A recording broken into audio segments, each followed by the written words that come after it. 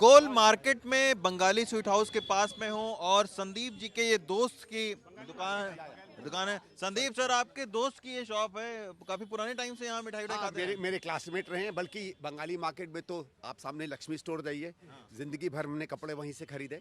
आसपास के सामने दुकान जाइए, हमारी जितना भी किराना की दुकान है वो सब वहीं है। सब्जी हम लोग यहीं खरीदा करते थे। घर पे हमारे लोगों का आना जाना जब से जब पैदा भी नहीं हुए थे, जब शीला जी थी सारा सामान ही थी। इसमें से कई लोग कहते हैं यार निक्कर पहनो तभी पहचानेंगे, पैंट पे पहचान नहीं पाएंगे। इस तरीके का संबंध है। फिर दूसरा क्या, हम लोग मॉडर्न स्कूल में पढ़ते थे। तो हाँ हाँ, तो थोड़ा मॉडर्न स्कूल में दो तरह के लोग होते हैं। एक अच्छे बच्चे होते हैं, एक थोड़ा हम जैसे वैसे होते थे। तो हम लोग स्कूल बंक मार के यहीं आया करते थे। हाँ हाँ हाँ। आपने रेड शब्द सुना होगा कि गलत लोगों पे रेड पड़ती है, सीबीआई की रेड, पुलिस की रेड। तो मॉडर्न स्कूल की टीचरों की यहाँ रेड पड़ा करती थी कि बच्चे भाग गए स्कूल से। तो उसमें कई बार हम लोग मुर्गा बने हैं। अच्छा सर, अब कुछ सियासी बात। आपकी जो माँ है शीला दीक्षित जी, वो यहाँ से लंबे समय तक विधायक रही हैं, मुख्यमंत्री रही हैं। तो आज आप जब चुनाव के टाइम में वोट मांगने आए हैं, तो माँ के नाम पर किस तरीके से आप यहाँ पर लोगों को याद दिला रहे हैं? देखिए, ऐसा है कि हम लोगों को तो नाम लेने की ज़रूरत नहीं पड़ती है। स्वयं लोगों की स्मृति में वो हैं। यहाँ के लोग तो खासकर क्योंकि यहाँ की विधायिका भी रहीं, तो बहुत ज़्यादा याद करते हैं। बल्कि हम लोग कहीं भी जाते हैं तो जैसे अगर कोई मुझे नहीं भी पहचाने जाने, तो ये बताता है भाई साहब ये 15 साल पे 10 साल पहले ये बना था, तब से रिपेयर नहीं हुआ। ये बिजली के बिल वहाँ तब लगे थे, ये खंभे तब लगे थे। अब हम एक क्लस्टर में गए थे, वहाँ एक आदमी पानी से पाइप खींच रहा था। तो मैंने कहा क्या हुआ? कहने का यार ये 10 साल पहले बना था, तब से साफ नहीं हुआ। तो जब वो ये बात करते हैं, वो 10 साल 12 साल का जो शब्द इस्तेमाल करते हैं, वो ये आपको बता रहे हैं कि जो उस समय काम हो गया था 10 साल में कुछ नहीं हुआ। रिपेयर तो छोड़ो, मतलब एक बेसिक मेंटेनेंस वाला भी काम नहीं हुआ है। तो हमारा एक कर्तव्य बनता है कि हम लोगों को बताएं कि जिस विधायिका ने उनके लिए काम किया था, जिस पार्टी से वो थी, उसी पार्टी के हम कैंडिडेट हैं। जिस तरीके से उन्होंने काम किया उसी धैर्य से हम काम करेंगे। और हम तो मानेंगे कि हम उनका अगर मौका मिलता है विधायक बनने का, तो 20% भी उनका काम कर पाए तो अपने आप को धन्य मानेंगे। अच्छा सर, ये जो विधानसभा है ये बहुत हाई प्रोफाइल मानी जा रही है। अरविंद केजरीवाल लड़ रहे हैं, पूर्व मुख्यमंत्री साहिब सिंह वर्मा के बेटे लड़ रहे हैं, पूर्व मुख्यमंत्री शीला दीक्षित के बेटे संदीप दीक्षित जी लड़ रहे हैं। किस तरीके का मुकाबला आप देख रहे हैं? नहीं, मुकाबला अच्छा रहेगा। मुकाबला तो सही में आप लोगों का दिल जीतना, जो वोटर है यहाँ का, जो काम देखता है। देखिए, ये कॉन्स्टिट्यूंसी ऐसा नहीं है कि कोई बहुत ज़्यादा यहाँ दिक्कतें हैं, एनडीएमसी का एरिया है। लेकिन यहाँ सामान्य छोटी छोटी बातें होती हैं। कहीं जैसे यहाँ आप देखिएगा पार्किंग की दिक्कत है, यहाँ आप देखिएगा मार्केट बड़ी पॉपुलर हो गई है, आसपास के लोगों को इससे होती है। LBZ एरिया की कंस्ट्रक्शन के इशूज़ आते हैं, बहुत से इशूज़ आते हैं। ऐसा नहीं है कि विधायक हर काम कर ही पाता है, लेकिन अगर आप लोगों के बीच में जाते हैं, लोग समस्या सुनते हैं, अधिकारियों से जूझते हैं, कोऑपरेशन के मूड में काम करते हैं, तो बहुत से काम हो जाते हैं। तो हमारा ये कि वो जो एक अगर हम संबंध बना पाएंगे लोगों से, तो उसका एक बहुत अच्छा असर होगा। सर, आम आदमी पार्टी आपके ऊपर आरोप लगाती है कि आप बीजेपी के प्रति सॉफ्ट हैं। हाँ, आप उतना बीजेपी की आलोचना नहीं करते हैं जितना आप आम आदमी पार्टी भाई की। सरकार किसकी है? सरकार किसकी है? जिसकी सरकार है उससे सवाल पूछा जाएगा ना। लेकिन राज्य सरकार में इनकी सरकार है, केंद्र सरकार में बीजेपी। तो केंद्र सरकार का जब आएगा, लोकसभा में हमने किसकी आलोचना की थी?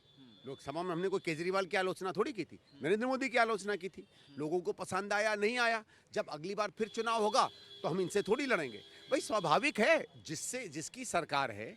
क्योंकि दिल्ली में देखो, विकास के नाम पर बीजेपी को वोट नहीं पड़ रहा है। बीजेपी का अपना एक तटस्थ 32-33% वोट है। वो काम वो करें या ना करें, वो उसको पड़ता वोट है। हर पार्टी का एक पारंपरिक वोट होता है। हमें जो वो 60-70% वोट है जिसने अच्छी दिल्ली देखी है, और भारतीय जनता पार्टी का एक 5-6% ऐसा वोटर जो विकास चाहता है, हम उसे आकर्षण करना चाहते हैं। तो बीजेपी के वोटर को हम अच्छी दिल्ली का सपना दिखाकर, और आम आदमी पार्टी वोटर को ये बताकर कि किस तरह तुमसे छलावा हुआ, किस तरह तुम्हारी दिल्ली बर्बाद की गई, किस तरह तुम्हारे वायदे कोई पूरे नहीं हुए, आओ हमारे साथ, हम फिर से एक बेहतर दिल्ली बनाएं, हम इस स्लोगन से लेकर आए हैं। तो भाई सरकार में जो पार्टी होती है उसके प्रति एक रणनीति होती है, जो सरकार में नहीं है उसके प्रति एक रणनीति होती है। हम कोई आम आदमी पार्टी थोड़ी है कि हर जगह कांग्रेस पे ही हमला करें। वो उत्तराखंड में भी लड़ते हैं तो कांग्रेस पे हमला करते हैं, बीजेपी पे नहीं। हरियाणा भी गए तो कांग्रेस पे हमला किया, बीजेपी की सरकार पर नहीं। क्योंकि उनको तो सुपारी मिली हुई है कांग्रेस के वोट काटने की। हम सुपारी लेके थोड़ी जाते हैं, हम तो लोगों की विकास की सुपारी लेके जाते हैं, लोगों के हृदय के दिल जीतने की सुपारी लेके जाते हैं। अच्छा सर, अब एक आखिरी सवाल ये है कि ये कहा जाता है कि आम आदमी पार्टी कांग्रेस का गठबंधन नहीं हुआ, अजय माकन आप उसमें विरोध में थे और वोट काटने के लिए आप लोग चुनाव लड़ रहे हैं बेसिकली। देखिए साहब, वोट काटने के लिए क्यों? हम तो यहाँ की एक ऐसी पार्टी है जिसने दिल्ली को बनाया है, और अगर दिल्ली बनाने की लड़ाई लड़ी जाएगी तो उसमें प्रमुखता से कांग्रेस आएगी। और कौन सी पार्टी है? फिर एक और है, आज से 3-4 महीने पहले आपको याद होगा पार्लियामेंट चुनाव के बाद इन गोपाल राय इनके अध्यक्ष हैं दिल्ली के, उन्होंने अनाउंस कर दिया कि हाँ अलायंस नहीं होगा। तो जब आपने अलायंस ही नहीं रखा तो अलायंस की फिर बात कहाँ से आ जाती है? कांग्रेस ने ना हाँ की ना की, अलायंस किसने तोड़ा? हम तो ये नहीं कह रहे कि दिल्ली में अलायंस हमारा होगा, क्योंकि अलायंस तो लोकसभा में था, विधानसभा में थोड़ी था। पर आप अगर अलग राह चलते हो तो कांग्रेस तो चुनाव लड़ेगी, और अगर हम चुनाव लड़ेंगे तो हम जीतने के लिए चुनाव लड़ेंगे, और अगर हम जीतेंगे तो हमें बीजेपी को भी हराना है और आम आदमी पार्टी को भी हराना है। तो आम आदमी पार्टी क्यों रो रही है कि हम उनको हराएंगे? हम तो बीजेपी को भी हराएंगे। भाई अगर हम जीतने के लिए लड़ेंगे ना, और हमको 35+ विधानसभाएं चाहिए, तो कम से कम 40, 45, 50 सीटों पे हमको इन दोनों पार्टी को हराना पड़ेगा ना।